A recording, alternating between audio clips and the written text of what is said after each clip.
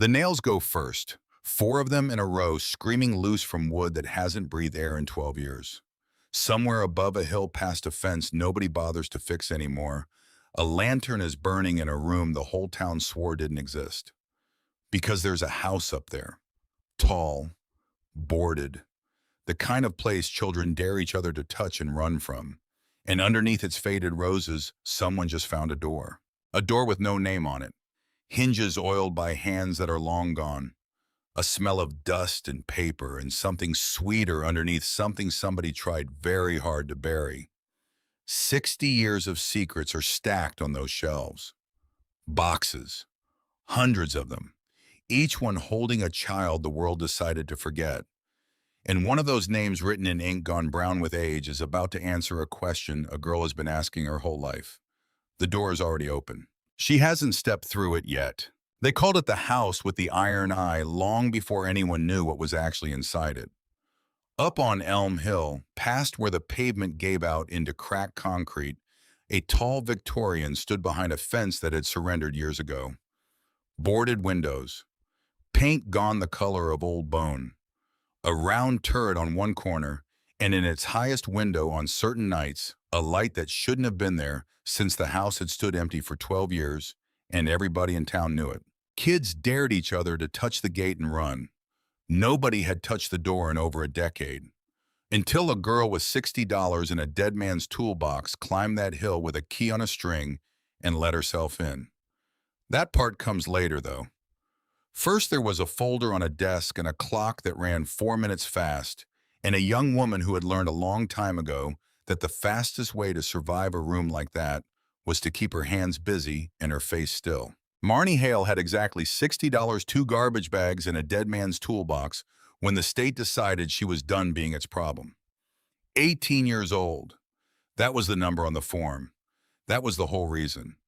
The caseworker had a folder open on the desk, a folder with Marnie's whole life inside it flattened down to paper.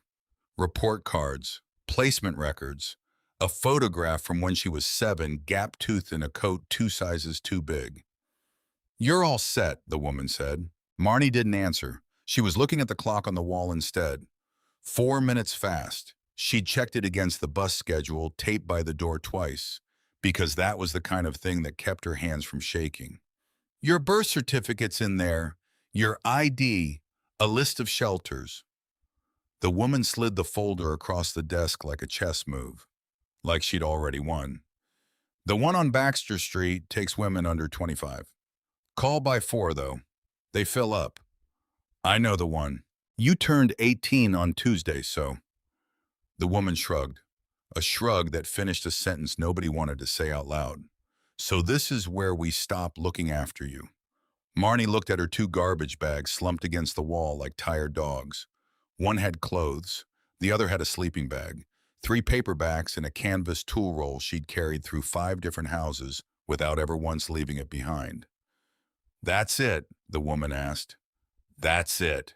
No tears. She'd used those up years ago, and they'd never once changed a single line on a single form. Crying was a currency. She'd learned that. And it bought nothing. So she signed where the pen pointed, took the folder, walked out into a gray October morning with $60 folded into her sock, and absolutely no idea where she'd sleep once the cold really came down. She was good at exactly one thing. That was the whole reason she still had the tool roll. When she was 11, the state had placed her with a widower named Abel Fenwick, 3 streets back from the rail yard, a man who restored broken furniture in a garage that smelled like linseed oil and sawdust, and something else underneath something like patience, if patience had a smell.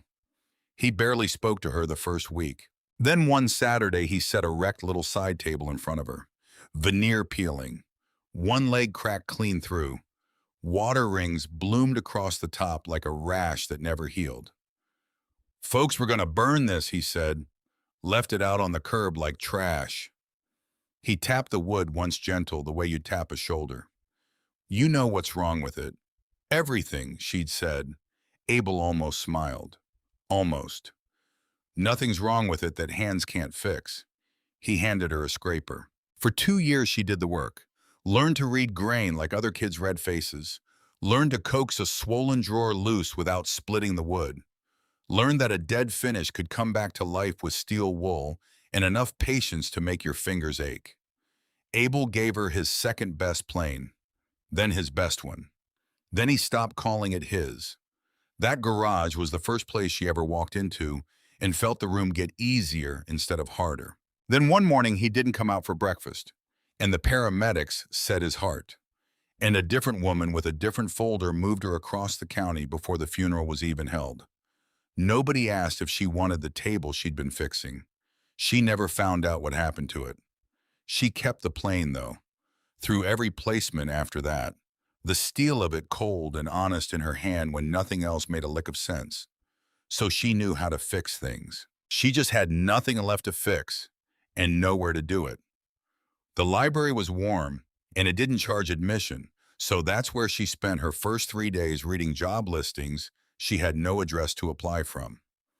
On the corkboard by the returns desk, between a lost cat flyer and a notice for a quilting circle, somebody had pinned a single sheet from the county. Public auction, tax delinquent properties, courthouse annex, Thursday 10 a.m. A list of parcel numbers ran down the page in tiny print. She wasn't sure why she went. Maybe because the annex was warm too. Maybe because a person who owns nothing likes being in a room where things change, hands on the small chance that one of them might change hands toward her for once. The annex smelled like wet wool and burnt coffee. 20 or so people on folding chairs, mostly men with the bored patience of regulars. A few in good coats, the kind of coats that already had money and were only there to make more of it. The auctioneer worked through the lots in a flat, fast voice. A flooded duplex, a weed lot behind the gas station, a storefront that had failed as 3 different restaurants. Marnie sat in the back and watched hands go up, watched money she would never have moved through the air like weather she couldn't touch. Next, the auctioneer said. Then he paused, and the pause was what made her look up. Parcel 41-9, the house on Elm Hill. Some of you know it. A few people laughed low, a sound the room had clearly made before. 2 stories plus a turret sits on a double lot. Condition poor. Back taxes going on 12 years. Sold as is, where is. County takes no responsibility. Takes no responsibility is right, a man near the front said, and that got a bigger laugh. A woman a few chairs over leaned toward her neighbor. That's the Doyle place. My boys won't walk past it after dark. The auctioneer let it ride a second, then cleared his throat. We'll open at $15. He said it like he expected to take the offer right back. $15 just to start the failure, just to get to the part where nobody bid and he moved on to the next lot. Marnie did the arithmetic before she decided to. $15 left her 45 and change. A double lot. 2 stories of walls and floor and a roof that had kept 12 years of weather off whatever was still inside. She thought about the shelter bed on Baxter Street, calling by 4, giving it up again by 7 the next morning, every single day, until something came along, or nothing did. She thought about Abel. Nothing's wrong with it that hands can't fix. Her arm went up, slow, steady. The same motion she used to lift a plane off wood at the end of a stroke so it wouldn't tear the grain. For a second, nobody saw it. Then the auctioneer did, and his face did a small, complicated thing. I've got $15 from the young lady in the back. He scanned the room out of habit. Do I hear 20? Nobody breathed hard enough to make it 20. One of the men in good coats turned all the way around in his chair to look at her. His expression wasn't pity, it was closer to annoyance. Like she'd reached past him for the last seat on a bus he didn't even want to ride. Honey, the woman with the boys said not unkindly, you don't want that house. 15 going once, the auctioneer said. Somebody near the front laughed and said loud enough to carry, let her have the ghost. She can charge admission. Going twice. Marnie kept her arm right where it was, eyes on the front of the room, the way Abel used to stand when a customer questioned his price. calm, unhurried, certain of the work in his own two hands. The gavel came down. Sold the house on Elm Hill to the young lady in the back for $15. The auctioneer shook his head as he wrote it in the ledger, and the room broke into that low murmuring that follows a person out a door. She paid in ones and a five at the clerk's window. The clerk, a young man with a careful tie and careful eyes, slid a single sheet of paper across to her, then a key on a loop of string, brass dark with age. He held onto the key a half-second longer than he needed to, like letting go of it might be a mistake. "You know about that place," he said. It wasn't a question. "I know it's mine now." She folded the deed into her jacket and walked out before he could decide to warn her about anything at all. Elm Hill climbed the east side of town past houses that got plainer and more tired the higher you went, until the pavement gave out into cracked concrete, and the trees grew up close on both sides, like the street itself had given up trying to look welcoming. At the top where the road ran out against the hillside, the house stood alone on its double lot behind a fence that had surrendered years ago. Two kids on bikes had trailed her the last block, hanging back, daring each other closer. When she turned up the walk, one of them braked hard. "You're not going in there," the boy said. Couldn't have been more than 10. "It's mine," Marnie told him. "I live here now." The two kids looked at each other. "Nobody lives there," the girl said almost gently, like she was correcting an adult who'd gotten a simple fact wrong. "There's a lady. My brother saw her in the window. She's been dead a long time." "That's a cat," Marnie said. Neither of them looked convinced. They stood up on their pedals and pushed off fast down the hill, and one of them yelled something back that the wind took before it reached her. She stopped at the broken gate and looked. And for 1 second, she understood exactly why the town told stories. A tall, narrow Victorian, a round turret on one corner, 3 stories of it reaching into a flat gray sky. The paint had gone the color of old bone.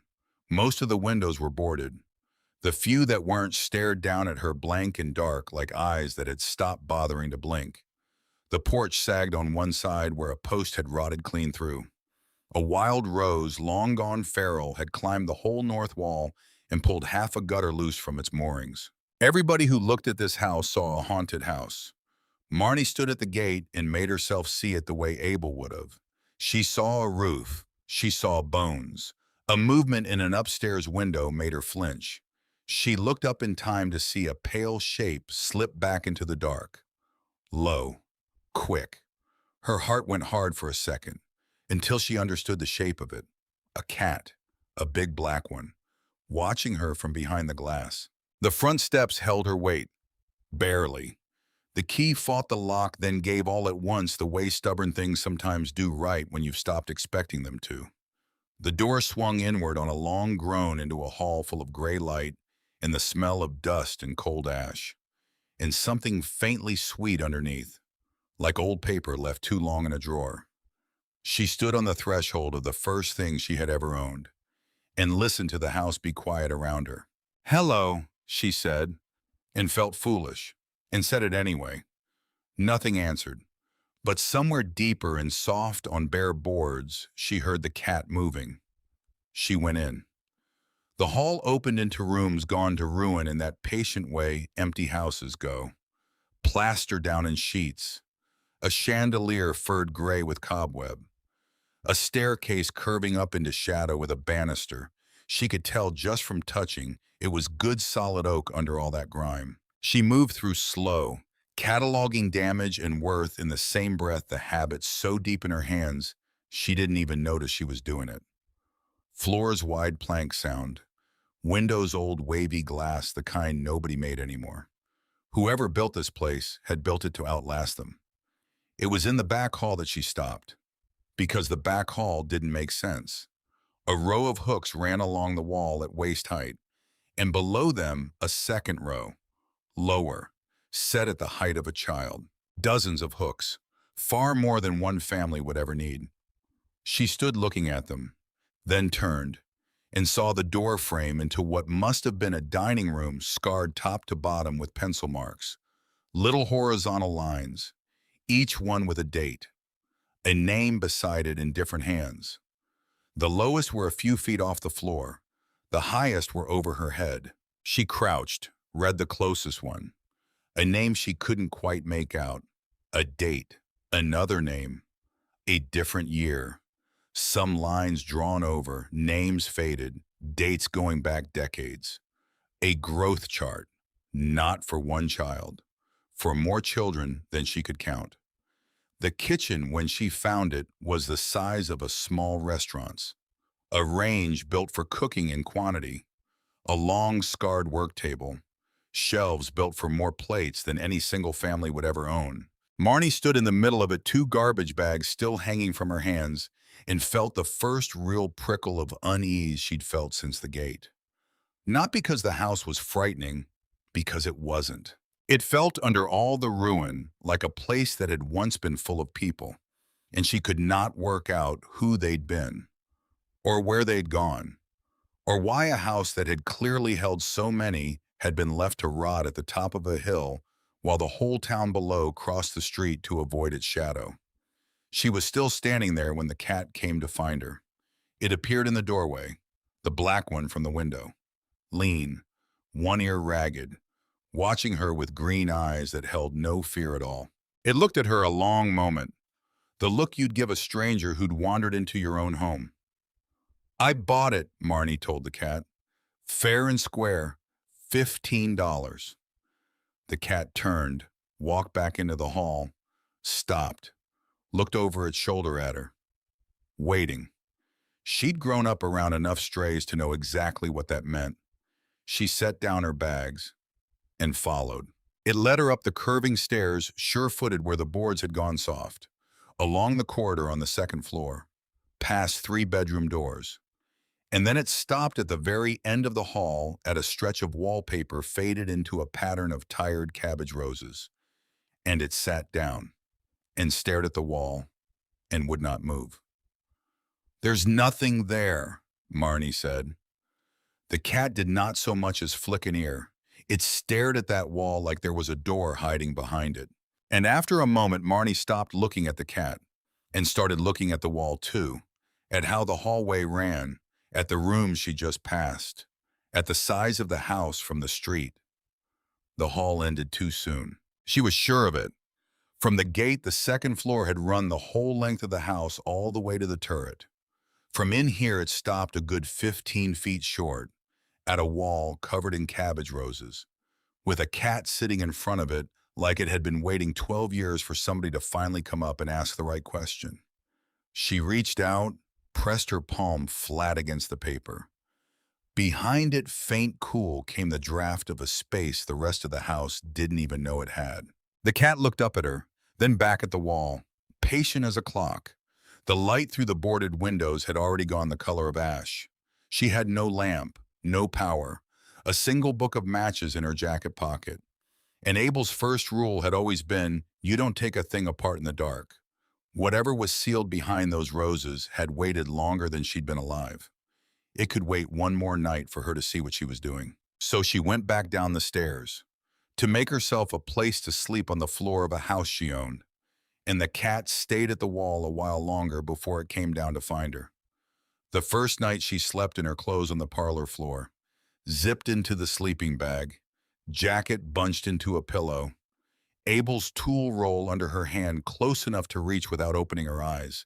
The cold came up through the boards. The house talked all night. Small sounds old houses make. A tick in the walls. A long sigh down the chimney. A loose board settling somewhere over her head. Twice she woke sure she'd heard footsteps. Both times it was only the cat walking its rounds. Toward morning it came and lay against her spine. A warm weight. She let it. "You stay, you eat," she told it, which was the only deal she'd ever really known how to offer anybody. The cat didn't argue. By the second day, she'd started calling it ash for the color of the fireplace it liked to sleep in, and because it seemed to belong to the char of things more than to the light. She'd half expected to wake that first morning and talk herself right out of it all. A sensible person would have taken the shelter bed in the warm library and waited for a real apartment to come along. But she'd woken in a house with her own name on the deed, the first roof that had ever been hers to keep or lose. And handing that key back to the county was the one thing she knew with total certainty she would not do. Whatever this house turned out to be, it was hers now. She'd either fix it or go down with it. Morning came up gray and honest through the gaps in the boards, and she walked the house with her hands. That was how Abel had taught her to look at a thing, with fingers not eyes, because eyes lie, and wood never does. The plaster was a loss in most rooms, but plaster is only plaster. The bones were good, beams overhead dry and true. The roof had one bad place over the back bedroom where the sky showed through in a ragged coin of light, and rain had been getting in there for years.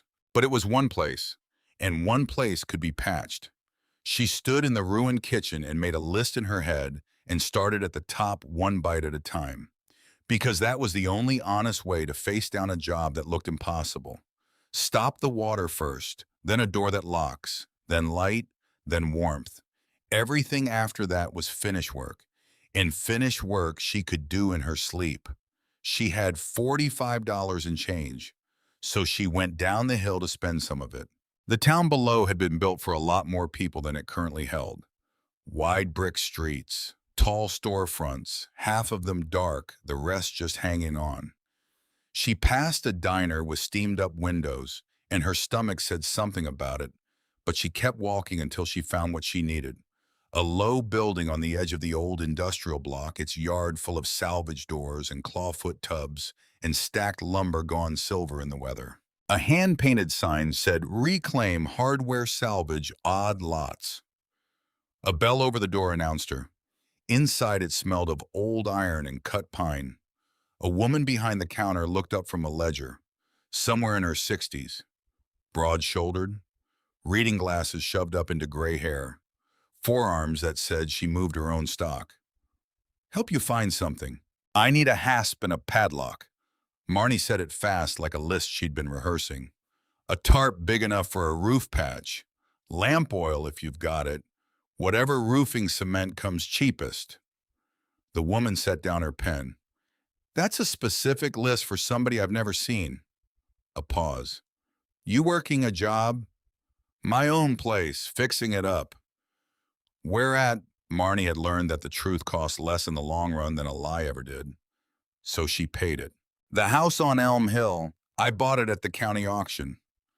The shop went quiet in a particular way. The woman looked at her over the top of her glasses for a long moment, then came out from behind the counter. "You bought the Doyle house." A short laugh, half something older underneath it. "Lord, somebody finally did." She put out a square, capable hand. "Rosalind." "I own this pile," Marnie said. "Marnie. Well, Marnie." Rosalind looked her over. The duffel of a life carried on her back, the boots that had walked a long way to get here. She didn't ask any of the questions a worse person would have asked. "Come on, let's get your roof shut." She loaded the cart herself, and Marnie noticed the prices she wrote down were not the prices on the tags. A kerosene lantern she called a loaner. A coil of good rope she called scrap. When Marnie tried to argue, Rosalind waved it off. "You're keeping the rain off the Doyle house," she said. "Far as I'm concerned, that makes you a customer for life. You can owe me." They carried it out to the yard together, and Marnie asked because she had to ask somebody, "What's the story on it?" "Everybody acts like I bought a grave." Rosalind leaned against a stack of old doors, folded her arms. "Depends who you ask." A beat. "Ask the county. It's a tax write-off they couldn't give away fast enough. Ask the kids it's haunted. Dead woman walks the upstairs at night with a lamp." She paused again. "Ask me, I'll tell you the truth, which is that Seraphina Doyle lived in that house near 60 years, never turned a soul away in her life, and this town decided that was the strangest thing it ever heard of." Her jaw tightened. "I call it the only sane thing on the block." "Seraphina Doyle," Marnie repeated. "That's who the key belonged to. That's who built it near enough, took it on young, kept it till she died. 12 years back now. Rosalind's eyes went somewhere else for a second. Folks saw a light in that turret window her last years and decided she was a ghost before she was even gone. Easier than asking after an old woman, I suppose. Easier than going up the hill. What did she do up there all those years? Rosalind was quiet a moment. That, she said, is a longer story than your roof can wait for. Come back once the rain stopped and I'll feed you and tell you some of it. She handed Marnie the lantern. Go on, light's burning. You got somewhere to sleep up there? It wasn't quite a question. It's got walls and a roof now. That's more than I had on Tuesday. Rosalind looked at her a long moment. Serafina would have liked you, she said finally.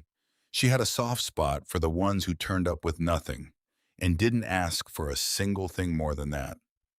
Before Marnie left, Rosalind disappeared into the back and came out with a paper sack warm that turned out to hold half a sandwich and an apple. She didn't make a thing of it, just set it in the cart. Eat while you work, you're all elbows. Marnie climbed the hill with more than she'd come down with, and a strange tightness in her throat she didn't have a name for, and didn't try to give one. She patched the roof that afternoon. Cold, ugly work balanced on the steep slope tarp, snapping in the wind, roofing cement, freezing on the trowel before she could spread it fully. But when she came down, the coin of sky over the back bedroom was gone, and the house was for the first time in 12 years dry. She stood in the yard and looked up at her own work, felt that specific clean satisfaction of a thing that had been broken, and now was not. Ash watched from the windowsill. The next morning she went at the front door. It had swollen in its frame across a decade of wet winters and dragged so bad it wouldn't latch, which meant it wouldn't lock, which meant she might as well be sleeping in the yard for all the security it offered. She took it off its hinges, laid it across 2 sawhorses she'd made from porch rubble, unrolled the canvas tool roll. The block plane fit her hand like it had grown there. She set the iron fine, went to work down the swollen edge, and the shavings came off in long curls that smelled like a 100-year-old door, and the rhythm of it emptied her head of everything but the wood. This was the one place she had always known exactly who she was. A girl with a sharp tool and a thing that needed mending. A while into it, she looked up and found she had an audience. 2 kids at the broken gate, the same boy and girl who'd warned her off that first day straddling their bikes watching her work the plane. You really live here, the boy said. I really do. She blew the shavings off the door. You want to come see or you want to keep guessing from the road? They traded a look. The long, careful look kids give something when they're deciding if it's a trap. Then they let their bikes drop in the weeds and edged up the walk, stopping a safe distance from the steps. Is there really a ghost? The girl asked. There's a cat. Marnie held up a long curl of wood shaving. His name's Ash. He's mean to mice and decent to me. She handed it over. Here, smells like 100 years ago. The boy took it like it might bite, then sniffed it, and his whole face changed. Whoa. They stayed 20 minutes peppering her with questions. She answered straight. And when they pedaled off down the hill, they'd forgotten to be afraid of the house at the top of it. It was a small thing, but small things were the only kind she'd ever had to give. She didn't notice the truck until the door of it shut. Parked at her broken gate. Big, clean. The kind of truck that had never hauled anything heavier than golf clubs. The man coming up her walk was the man who'd turned around in his chair at the auction. He wore a good wool coat, boots that had never once seen a job site. He looked up at the house with the expression of a man doing arithmetic in his head. That's a lot of work for one person, he said. Pleasant. He stopped at the bottom of the porch steps. I'm Desmond Kane.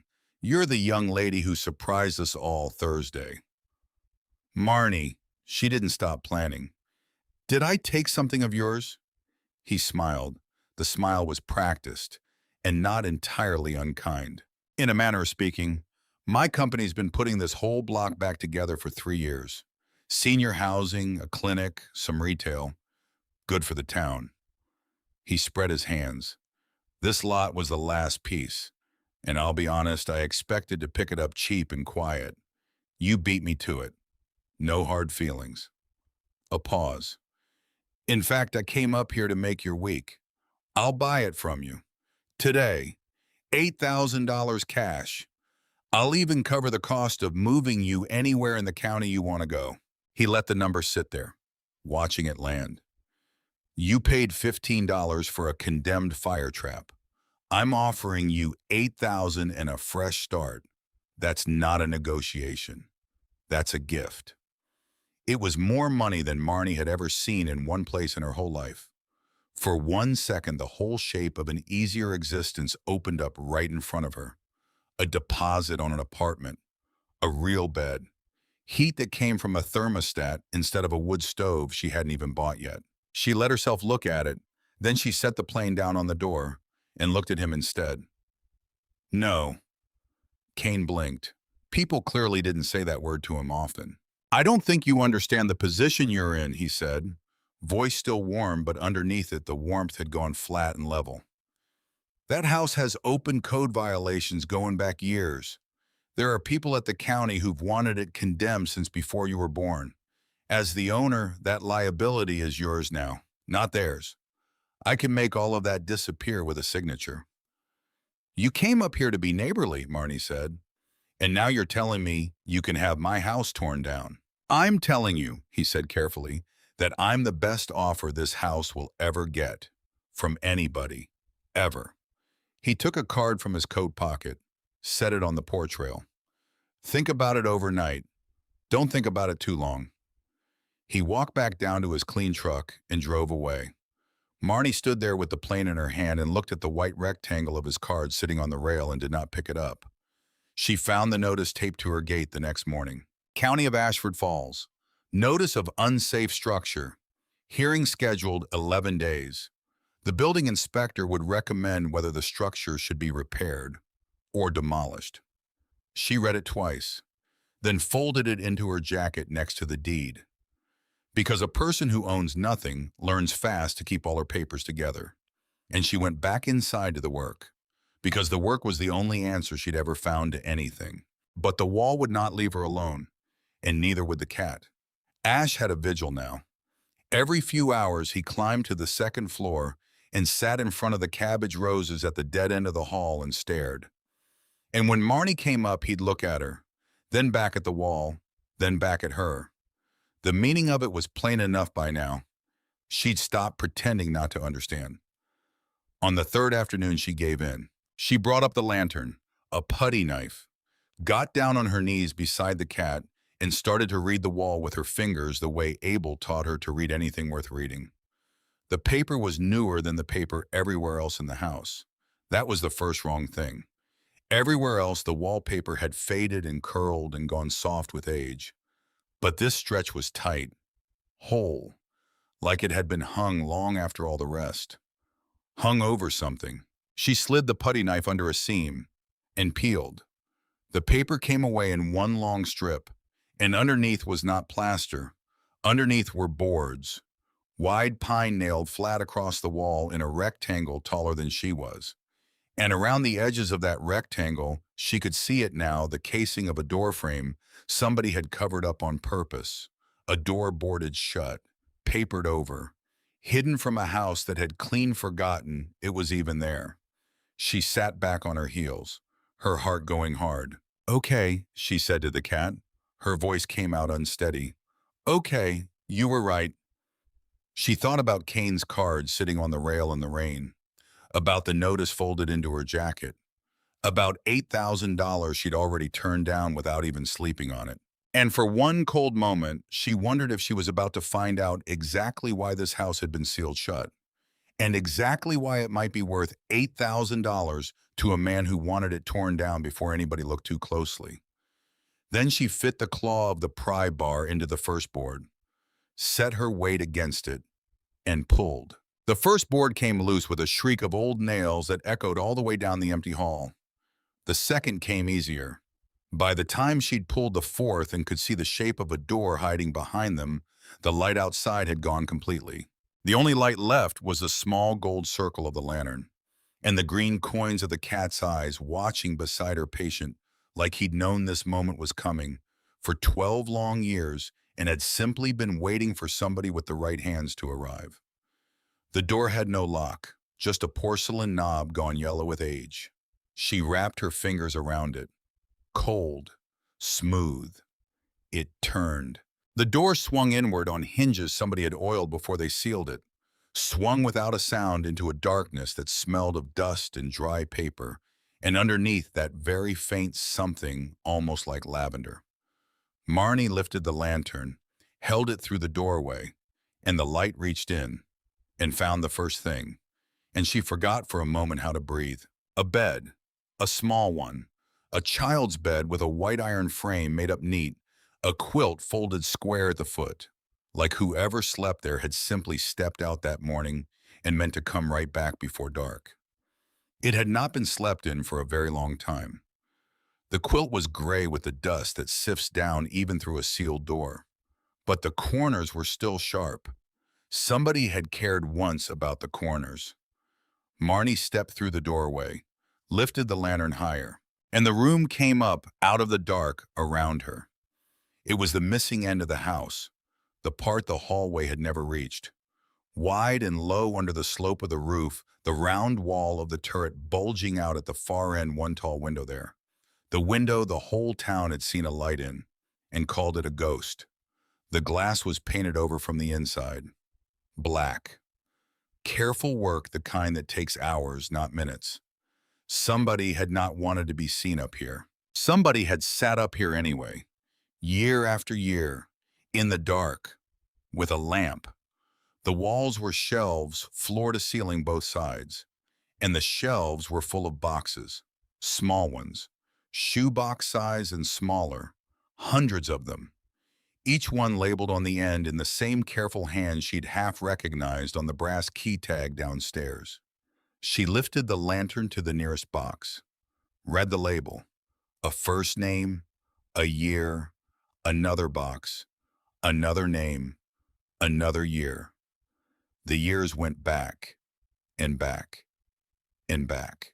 The earliest she could find tucked low in a corner said 1954. She set the lantern down on a small writing desk beneath the painted-over window, and on the desk sat a book. Thick, bound in cracked black leather, the kind a store would call a ledger. It was the only thing in the whole room without a layer of dust on it, because the dust on it had been wiped clean by a hand more than once. She sat down slowly in the chair at the desk, the chair where an old woman had sat alone in the dark for years, and she opened the book to the very first page. At the top in ink gone brown with age, it said, "The children of this house," and beneath that, a single line written in a hand that hadn't started shaking yet. Every one of them was somebody's. We just kept them till somebody remembered. Marnie sat very still. The lantern threw a small gold circle of light across the page. Somewhere behind her in the dark, the cat settled down against her boot and did not move. Downstairs, the notice in her jacket pocket had 11 days left on it. Up here in this room, none of that seemed to matter yet, because the first entry was waiting, and so was the next one, and the next. And Marnie Hale, 18 years old, $60 poorer than she'd started a house full of secrets, settling around her like dust after a long-held breath, turned the page and began to read. The book did not let her go easy. Marnie read until the lantern guttered low, and then she trimmed the wick, and then she read more, because that was the only way through a thing like this. Not around it, through it. Page after page, decade after decade, the same hand getting shakier as the years climbed. Came in November, half froze. 14. Said his daddy put him out. Stayed the winter. Sent him to my cousin in Ohio come spring with a coat and $40. Then the next entry. Then the next. Girls who arrived pregnant and scared and left with a plan and a little dignity intact. Boys the county had already given up on twice over. Children dropped at the door in the dead of night with notes pinned to their coats. Notes that all said some version of the same 6 words. Please, just for a while. One entry near the middle of the book had almost nothing under the name. Just one line. She never said a word the whole 8 months. She is safe now. That was the entire entry. Marnie read it twice, then had to set the book down and press the heels of her hands hard against her eyes until the burning behind them stopped. Because this house had not been haunted. This house had been a place that took in the children nobody else would. For 60 years, run by one woman who never once told the town what she was doing, because the town would have found a way to stop her. They always did with women like that. Serafina Doyle had spent her whole life on kids the world had already thrown away. And when she got too old to take in any more, she hadn't bragged about it, hadn't built herself a monument. She had gathered up every trace of every child she ever saved, every keepsake, every photograph, every scrap of a life, and sealed it all into one room, and painted the window black so nobody would come looking, and she had sat with it alone in the dark until she died. And then the house had waited 12 years for somebody to find the door. Marnie brought the ledger down to the kitchen the next morning because she couldn't stand to read it alone in that turret one more night. Not yet, not until she understood what she was even holding. She spread 3 of the oldest boxes across the long, scarred work table, and that's where Ash found her curled into a patch of gray morning light, watching her hands like he expected her to close the boxes back up and pretend none of it had happened. She didn't. She went down the hill instead, because she had to tell somebody, or she was going to come apart at some seam nobody could see. Rosalind took one look at her face across the salvage yard and put down whatever she'd been holding. "You found it," she said, not a question. "Whatever it is, you found it." So Marnie told her. In the back of the shop, over coffee gone lukewarm in a chipped mug. And Rosalind listened with both hands wrapped around her cup, her eyes going wet and angry at the exact same time, which Marnie hadn't known a person's face could even do. 60 years, Rosalind said when she finished. I knew some of it. Everybody my age knew a little. The way you know a thing, you've all agreed not to look it straight. She shook her head slow. You'd see a new kid in town staying up at the Doyle place. Then a few months later, they'd be gone. And nobody asked. She stopped. There was a girl in my class one year, just 1 year, and then she wasn't there anymore. Rosalind's voice had gone somewhere far away. I never once thought to wonder where a person goes. Marnie set her cup down. Careful, like it might crack if she moved too fast. Rosalind. Were you one of hers? Rosalind didn't look up. Didn't need to. 1962. I was 9 years old and my mother had already remarried twice, and neither husband wanted a 9-year-old underfoot. Her jaw tightened. Serafina fed me for 11 months, taught me long division at that same kitchen table you're probably eating breakfast off of right now. Never once made me feel like a burden she was carrying. You never told me. You never asked the right question yet. Rosalind finally looked up. Her eyes were dry now, steady. I've spent 50 years in this town letting people call that house a curse, because the alternative was standing up and saying what it actually was. And I was scared. That's the truth of it. I was scared of what people would think of me once they knew where I came from. The word landed between them and just sat there. What changed? Marnie asked. You did, showing up with $15 in a dead man's tool roll. Rosalind reached across the little table, gripped Marnie's wrist. Hard, brief. Somebody finally lit that window again. I wasn't going to keep hiding once somebody had the nerve to do that. Marnie went home with that sitting heavy in her chest. And that night, back up in the turret, she found her own box. Except it wasn't labeled with her name. It couldn't have been. She'd never lived here. She'd never even heard of this town before the auction flyer on the library corkboard. But it was the year that stopped her, because the box was labeled with a name she recognized instantly. A name she'd seen exactly once before on a single line of a single form years ago in a different caseworker's office in a different county entirely. Her mother's name, Delphine. Marnie sat frozen at the little desk with the box unopened in her lap. Her hands had gone still in that particular way. Hands go still right before they start shaking for real, because it couldn't be the same Delphine. Except Except how many Delphines could there possibly be with that exact spelling, born in the exact decade that would make the math work out? She opened the box. Inside a photograph, black and white, curled soft at the edges. A thin girl, maybe 17, standing on the front porch of this exact house, squinting into the sun. And beside the photograph, a folded letter in handwriting Marnie had never seen before in her life, and yet somehow recognized in her bones anyway, the way you recognize your own reflection in a window you didn't know was there. She unfolded it. If anybody ever reads this, I had a baby girl in March. I couldn't keep her. My people wouldn't have it. Serafina found her a good family 2 towns over and told me not to look back, that looking back only makes the leaving hurt twice. I did what she said. I have never once stopped thinking about it. Marnie read it 3 times, and then her whole chest folded in on itself, quiet, the way a house settles when nobody's watching.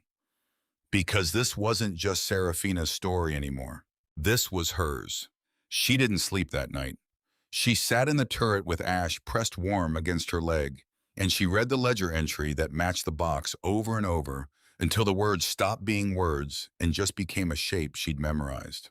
Delphine, 17, came in September, 3 months along, stayed through the winter. Girl born in March, healthy 10 fingers, 10 toes. Placed with a good family 2 counties east. Delphine went home to her people the next week. I never saw her again. I think about her every single year on the baby's birthday. I hope somebody tells that child someday that she was wanted by at least one person in this world, even if it wasn't the one who carried her. Marnie pressed the page flat against her chest, like that could somehow move the words directly into her skip, the reading part entirely.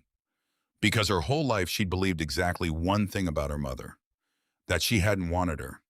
That was the story every caseworker's file had quietly implied without ever once saying it outright. A baby left behind meant a mother who didn't want the weight of one. And now here was a dead woman's handwriting, 60 years old, saying the opposite. Saying her mother had been 17 and scared and cornered by people who wouldn't have it. Saying somebody had wanted her to know someday that she'd been wanted. Which meant every version of her own story she'd carried since she was old enough to carry anything at all had been wrong. Which was almost too much of a thing to hold at one time. On top of a house, on top of a hearing, in 11 days, on top of everything else, this town kept dropping in her lap like it thought she had room to spare. She didn't. She had exactly this much room. And it was already full. She told Rosalind the next morning because there was nobody else left to tell. And because carrying it alone for 1 more hour felt like it might actually crack something inside her ribs. Rosalind set down the coffee pot very slowly, like her hands needed the extra second. Delphine, she repeated. You knew her. I was 19 by then, already gone from the house myself. But everybody in this town who'd passed through Serafina's kitchen knew everybody else who had one way or another. Rosalind's face had gone somewhere careful. Delphine had people up on the North Ridge, hard people, the kind who'd rather lose a daughter than lose face in front of their church. So she really didn't have a choice. Some people don't get one. That's the whole tragedy of it. Rosalind reached out and squeezed her hand once firm. You want my honest opinion? Always. I think that woman spent every year after loving you from 2 counties away the only way this town would let her. And I think you just found the only proof of it that still exists in this world. Rosalind's voice cracked just slightly on the last word. Don't waste that. Whatever else happens with this house, don't waste that part. She didn't have long to sit with it, because 11 days had already shrunk down to 8, and the house still had a hearing hanging over it like weather that refused to break, and Desmond Kane's white business card was still sitting exactly where she'd left it, on the porch rail. In the rain, curling at the corners now. She almost threw it away twice. She didn't, because something about keeping it felt like keeping score, and she wasn't ready to stop keeping score just yet. The knock came on a Tuesday. Not Kane's knock, she'd already learned his by now 3 sharp raps, confident, a man who expected doors to open for him. This was different, softer, almost apologetic.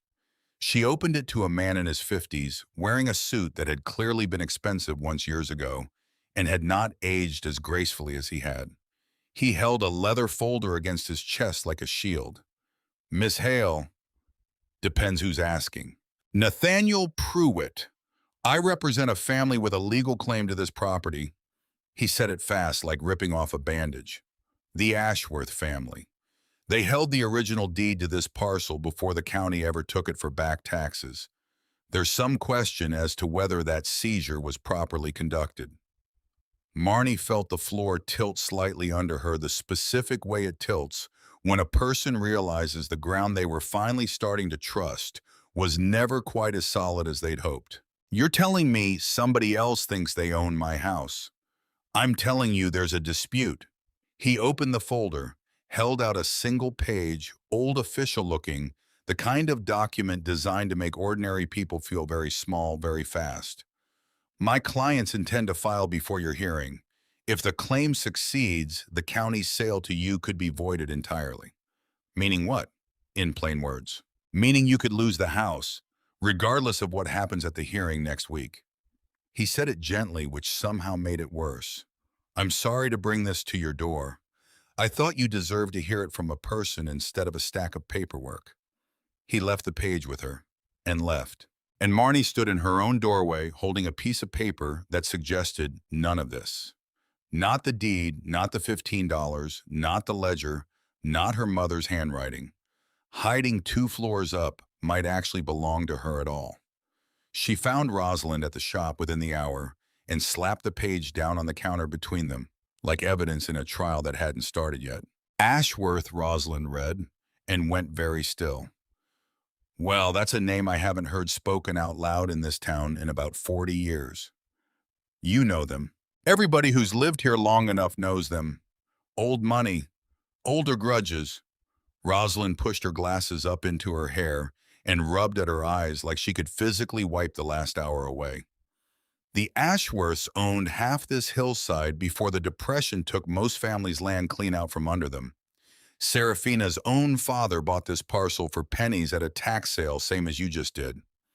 History does love repeating itself when nobody's paying attention. So there might actually be something to their claim. There might be paperwork to their claim. There's a difference. Rosalind folded her arms. But I'll tell you something else about the Ashworths, and you should sit down for it. Marnie sat. There's a rumor that's followed that family for 3 generations. That back in the 50s when Seraphina first started taking in children, nobody else wanted the Ashworths, tried to get her shut down. Went to the sheriff, said she was running something improper up on that hill. Unlicensed, unsupervised. Dangerous, even though nobody could ever say dangerous how.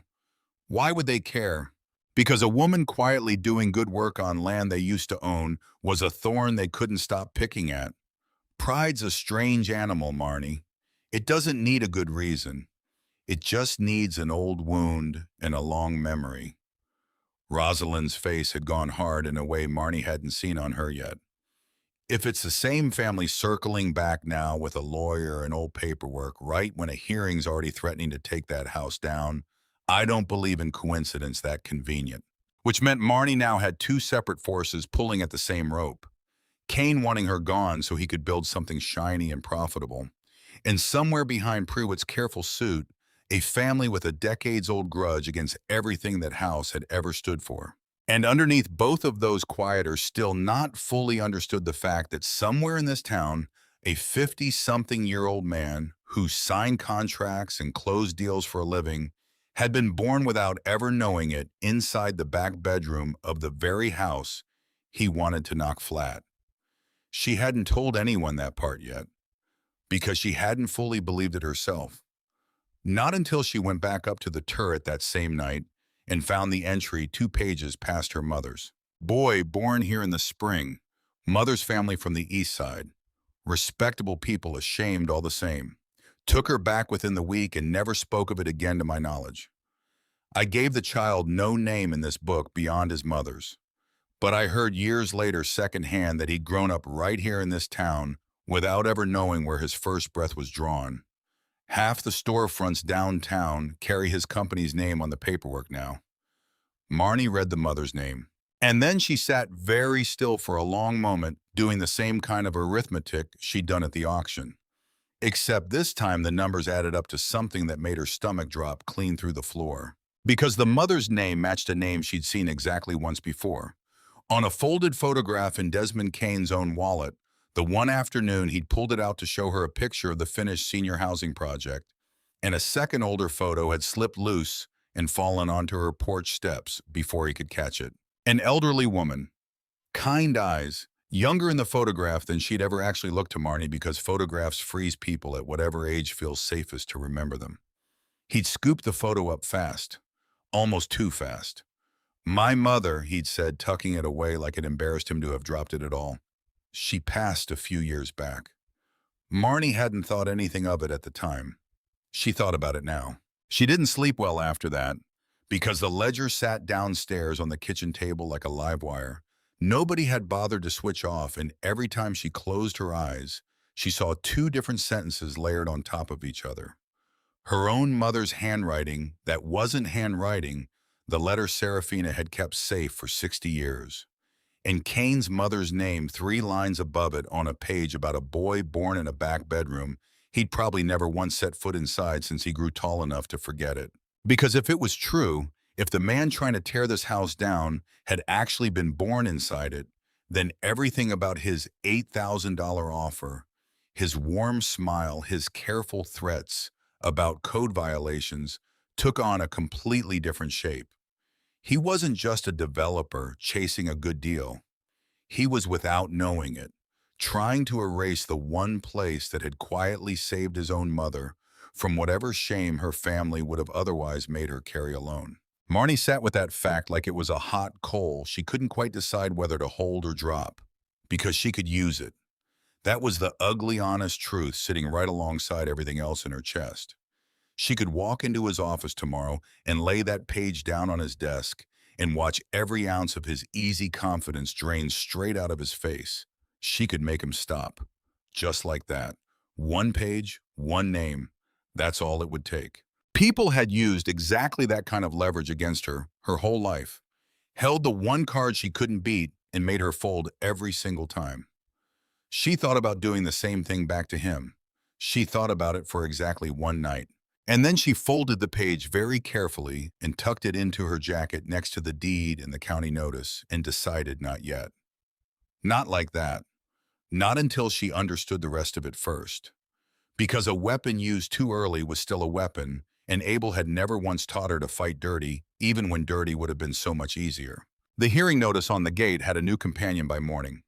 A second envelope official county letterhead informing her that the Ashworth claim had been formally filed and that it would be addressed at the same hearing on the same Tuesday in the same low-ceilinged county room with the bad carpet, which meant she now had one shot, one room, 2 separate people trying to take the same house out from under her for 2 completely different reasons, and 8 days left to figure out how a girl with $15 to her original name was supposed to stand up in front of a county board and keep any of it.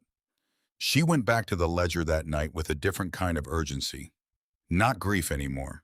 Something closer to a plan trying to assemble itself out of loose parts. Because if Rosalind was right, if the Ashworths had tried to shut Serafina down decades ago, out of nothing but wounded pride, then somewhere in 60 years of careful shaking handwriting, there might be a record of exactly that. A name, a date, a confrontation. Serafina had been too proud or too frightened to ever speak about out loud, but hadn't been able to stop herself from writing down anyway. She found it 2/3 of the way through the book, tucked between 2 ordinary entries like Serafina had wanted it hidden in plain sight, rather than given its own separate page. "Man came today from the Ashworth family, said the sheriff would be paying me a visit soon if I didn't stop what he called my activities. Told him my activities were feeding children nobody else in this town would feed. He said that wasn't the point. Said a woman alone shouldn't have that many young ones under one roof unsupervised. Said it looked improper. I told him improper was letting a boy freeze on a porch 2 winters back rather than have his name attached to a scandal.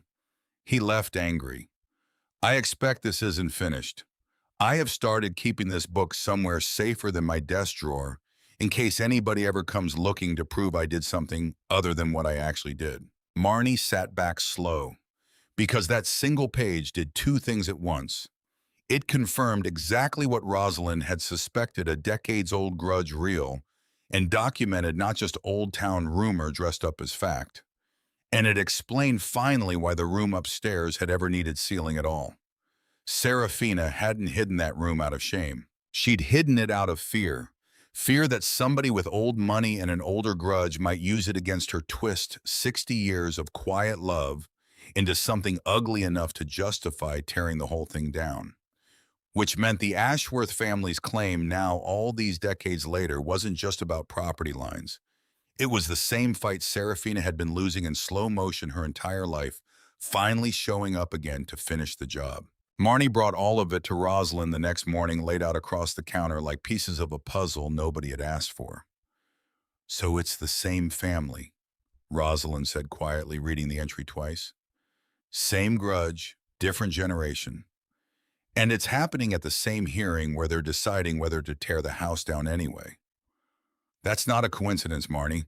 That's a family finishing a job they started before either one of us was born. So what do I do?" Rosalind was quiet a long moment, long enough that Marnie could hear the old clock on the shop wall ticking through it, slow and unbothered, like time had absolutely no intention of hurrying up just because she needed it to.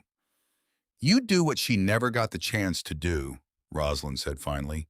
"You stop hiding it." That sounds a lot easier than it actually is. Everything worth doing does. Rosalind reached over and closed the ledger gently, both hands, like she was tucking a child in for the night. She kept this whole thing secret because the world she lived in would have punished her for it.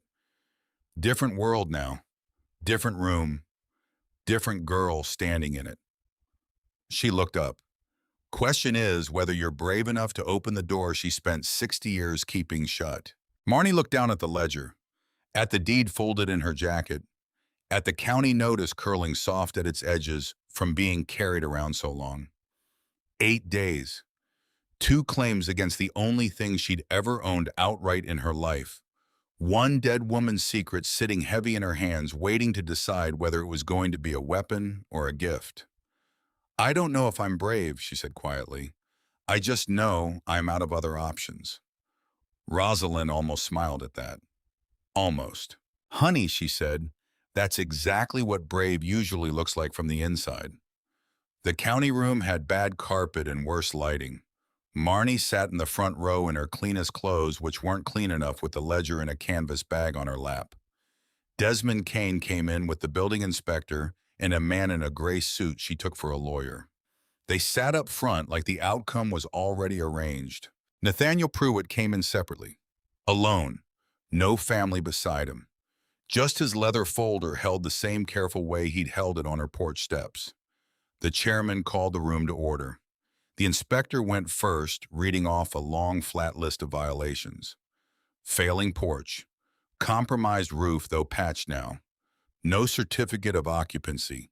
Electrical condemned years back. He recommended demolition. The lot cleared cost to the owner or the county, whichever came first. Then Kane stood. He was good at this. Easy, warm, reasonable in the exact way that made people forget to ask hard questions. "Nobody's the villain here," he said. "A young woman bought a dangerous structure, sight unseen, for $15. She can't possibly bring it up to code alone. My company is prepared to cover demolition, settle the back taxes, and pay her a fair sum besides, so she walks away with something in her pocket instead of a debt she'll spend years climbing out of." He spread his hands to the room. "That's not cruelty. That's mercy." Heads nodded. It sounded like mercy. Pruitt stood next, shorter, colder. He laid out the Ashworth claim in flat legal language: original deed, improperly conducted tax seizure, a family's right to contest a sale that never should have happened in the first place. 2 men, 2 completely different reasons. Same result waiting at the end of both roads. The chairman looked down at her. "Miss Hale, you're the owner of record. Do you have anything to say before we vote?" Her legs did not want to hold her. They did anyway. "I do," she said. Her voice came out smaller than she wanted, so she made it bigger. "Mr. Kane says I can't bring this house up to code alone. He's right. I can't do it alone. But he doesn't know what this house actually is. None of you do. I didn't either until 11 days ago." She lifted the ledger from the bag, set it on the rail. This was sealed behind a wall nobody knew existed. 60 years of it. She opened to a page she'd marked, read it plain, no performance in her voice at all. A boy who came in half frozen and got sent to Ohio with a coat and $40. A girl who never spoke a single word for 8 months. And under her name, just this: she is safe now. The room had gone very quiet. Seraphina Doyle took in this town's throwaway children for 60 years. The ones the county couldn't place. The ones who aged out with nothing, same as I did 11 days ago. She closed the book. "You can vote to tear that down, but you should know exactly what you're tearing down first." For a moment, nobody moved. Then in the back row, an elderly woman stood leaning hard on a cane. "I lived in that house in 1968, she said, voice ringing clear across the bad carpet. "I'd be dead or worse if she hadn't taken me in. I went to nursing school. I worked at the hospital half of you were born in." She looked around the room. "I'm not a ghost story. I'm right here." A man near the door stood next, then a woman by the window. One after another, people rose and said a single year out loud, and the years ran back more than half a century, and the room filled up with the sound of a town finally saying out loud what it had only ever whispered. Kane turned in his chair, watched the place he thought he understood get to its feet all around him. Marnie turned to him. "You can buy the lot, Mr. Kane," she said quietly. "You've got the money and I don't, but you can't buy what made it matter. That part was never for sale, and it never will be." The chairman called a recess. She found him alone in the hallway, staring out a window at nothing in particular, his easy confidence gone somewhere she couldn't see anymore. She carried the folded page for 8 days now, next to the deed, next to her mother's letter.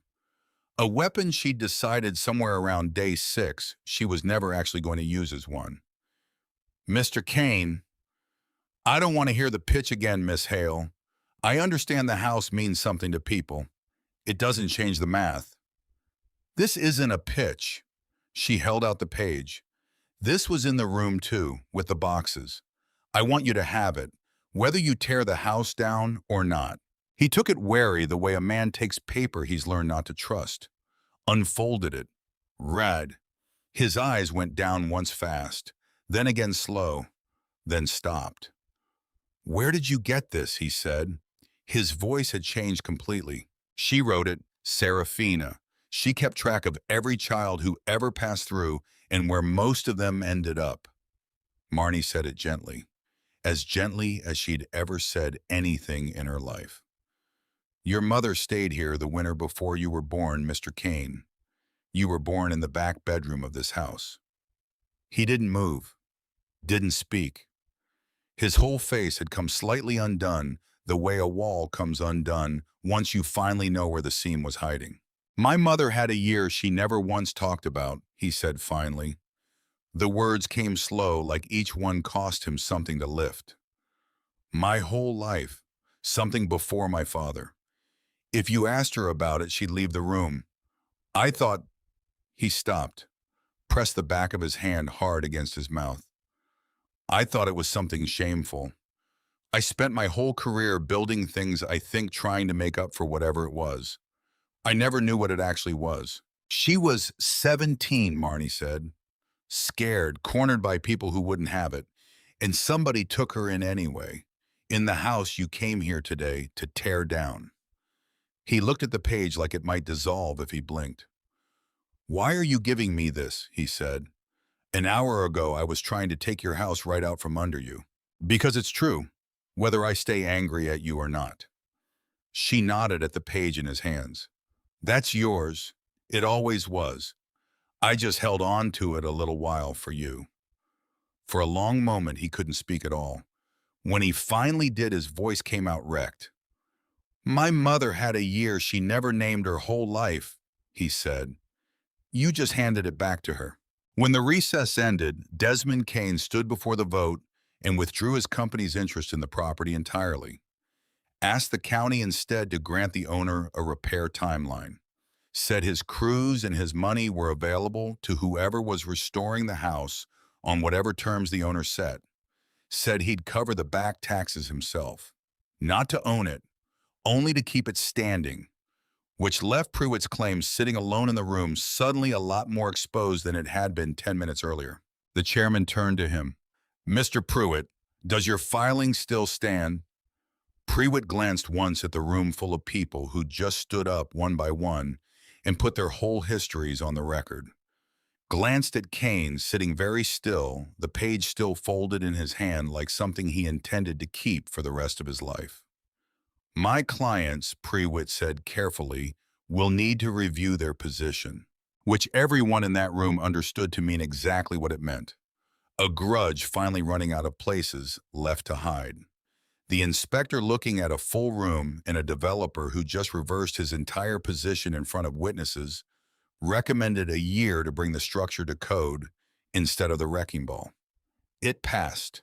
Nobody voted against a house the whole room had just stood up for. The back taxes came to a little over $4,000. 12 years of a house nobody had wanted finally settled. Kane paid it the next morning in person at the same county window where Marnie had once counted out $15 in ones and a five.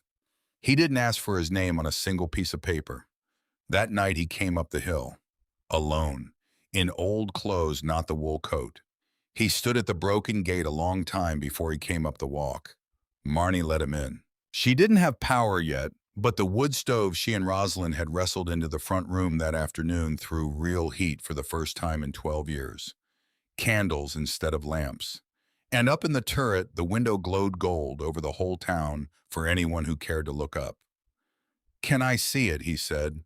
"The room." She took him up. He stopped in the doorway and looked at the walls of boxes. The small iron bed. The desk under the window where the black paint was washed clean away, now night showing through the glass instead. She found his mother's box. There wasn't much in it. A hair comb, a hospital bracelet too small to be anything but a newborn's. A slip of paper with a weight and a length and a date and spring. He sat down on the floor among 60 years of saved children, an older man in the low candlelight, and took the things out one at a time, and held them. Marnie left him there, because some rooms a person needs to sit in alone. He came down a long while later holding the small box against his chest like it might spill. "I want to help," he said. "Not buy it, not put my name on anything. Just help." He looked around the ruined front room at the wood stove, and the candles, and the cat curled by the fire. "Tell me what it's supposed to be, not what it was, what you want it to be." Marnie had been turning that question over in her head for a week without ever saying it out loud.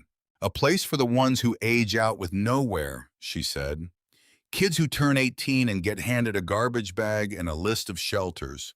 There's no place for them right now. I know because 11 days ago I was one." She looked at him. "She made this house that place for 60 years. I want to make it that again." He nodded slowly, like she'd finally handed him a blueprint he could actually read. "Then that's what we build." But it was Rosalind who made it real. She came up the hill a few days later with a folder under her arm and set it down on the kitchen table. "You can't run a house full of children out of your back pocket at 18, she said. "Not legal, not safe, not for long." She tapped the folder. "So here's what we do. We make it a real thing, a charity, a board, grown people who answer for it. I run it, but I don't carry it alone." Because that's the one mistake she made. Rosalind's voice caught on the last part. "Serafina carried this house by herself for 60 years, and this whole town let her. It near broke her in the end. We are not doing that to you." So they made it real. An elderly woman who'd spent a career in a hospital took the legal end. Kane put up the starting money and his name on none of it. Rosalind put up herself in the salvage yard and every favor she'd been quietly saving for exactly this moment. Marnie, who owned the deed in the house, and the whole strange inheritance sitting inside it, signed the line as the one who would keep the door open. By spring, you wouldn't have known it for the same house. It took the whole winter in most of the town. Kane's crews put on a new roof and made the wiring honest again, but they worked alongside people who weren't on anybody's payroll at all. That was the part that actually mattered. A retired railroad man turned out to know stonework and rebuilt the porch steps by hand.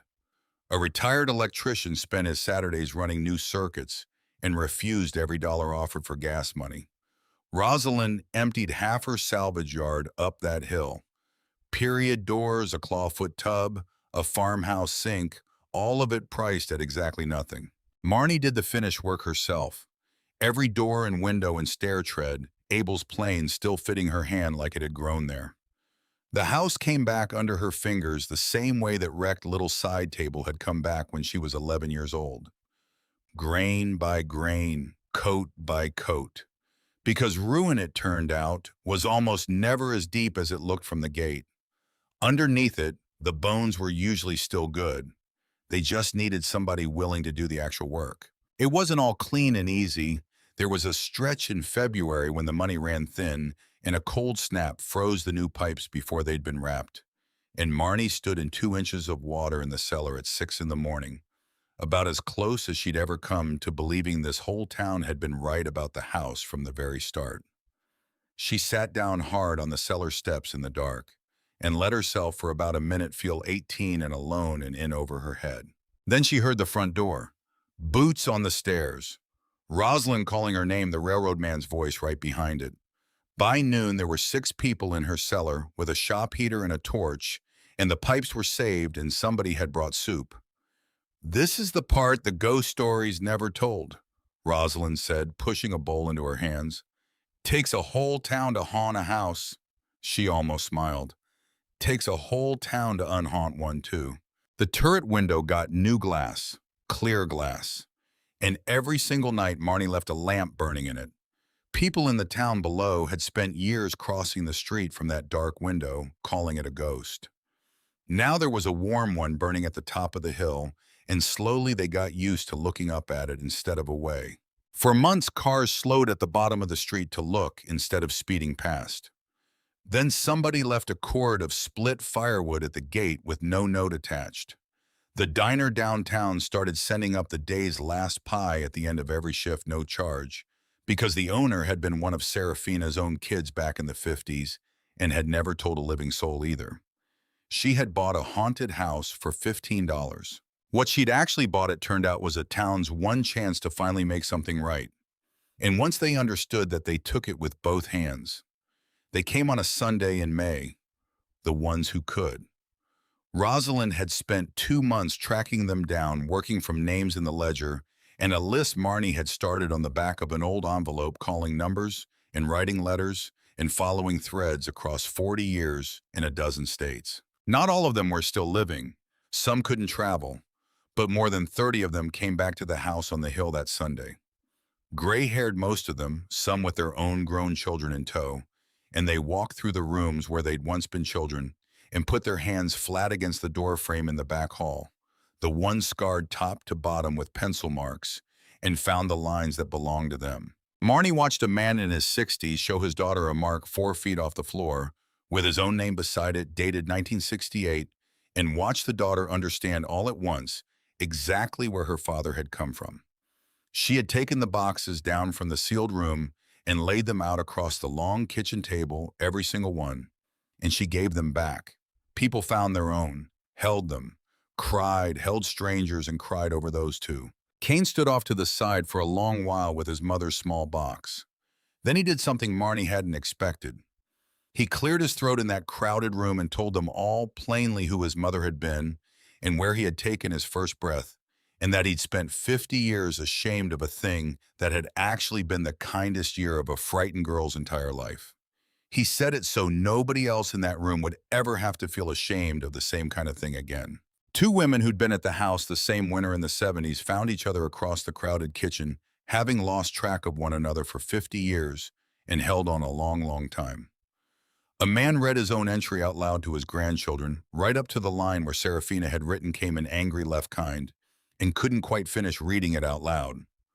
They ate in that big kitchen built to feed a crowd, and for the first time in 12 years it fed one. Marnie stood in the doorway at one point and looked at that long table full of people who had every one of them once been a child nobody wanted, who had grown up and grown old and climbed a hill they'd spent their whole lives afraid of, just to come back to the one house that had loved them when nothing else would.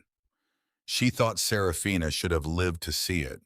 Then she thought maybe in the only way that actually counted she finally had. Nobody renamed the house. Somebody suggested a plaque once and Marnie said no. It was the Doyle House. It had always been the Doyle House. And it would stay the Doyle House because the woman it was named for had never once wanted a single word of credit while she was alive, and she wasn't going to get a brass sign now that she was gone. The only thing that changed was the window. It stayed lit. The first new arrival came in October, almost a year to the day since Marnie had first climbed that hill herself. Rosalind brought her up in the truck. She was 16, all sharp shoulders and watchful eyes. One garbage bag of clothes on her lap and a chip on her shoulder you could have split kindling with. She'd aged out of nothing official, just run from a house that wasn't safe, and slept behind the laundromat for a week before somebody finally told Rosalind, and Rosalind told her there was a place up the hill where the door stayed open. She stood at the broken gate, which Marnie had left broken on purpose, because every single one of them stood at that gate first. This the haunted house, she said. It wasn't quite a question. That's what they used to call it. Marnie came down the walk toward her. Name's Marnie. What do I call you? Marnie's fine. She stopped in front of the girl. It's not fancy. You make your own bed. You do your own dishes. There's school in the morning whether you like it or not. Cat's named Ash. He's mean to mice, decent to anybody who feeds him. She let one shoulder rise easy. You stay, you eat. That's the whole deal. It's the only one I've ever really known how to offer. What's the angle? The girl said. Nobody gives a bed away for nothing. Somebody gave me one. A woman who used to live here. I never met her. She was gone 12 years before I ever turned up, and she still found a way to leave the door open for me. Marnie tilted her head slightly toward the porch light, warm and gold behind her. So now I keep it open. That's the whole angle. The girl looked at her like she was waiting for the catch, because there is always a catch when you've already lived a life that puts a 16-year-old behind a laundromat. Marnie knew that look from the inside, so she didn't push. She just stepped back, held the gate open, and after a long moment the girl picked up her garbage bag and came through it. Come on, Marnie said quiet. Let's get you inside before it gets cold. Somebody's warming up dinner. There always is now. The girl didn't answer, but she followed her up the walk past the porch Abel would have been proud of, past the door frame, waiting for one more pencil line, and into a kitchen that had been built almost 100 years ago to feed exactly this many people. And somewhere upstairs in a turret with clear glass and a lamp already lit against the coming dark, a house that had once been called haunted kept doing the only thing it had ever really known how to do. It kept the door open.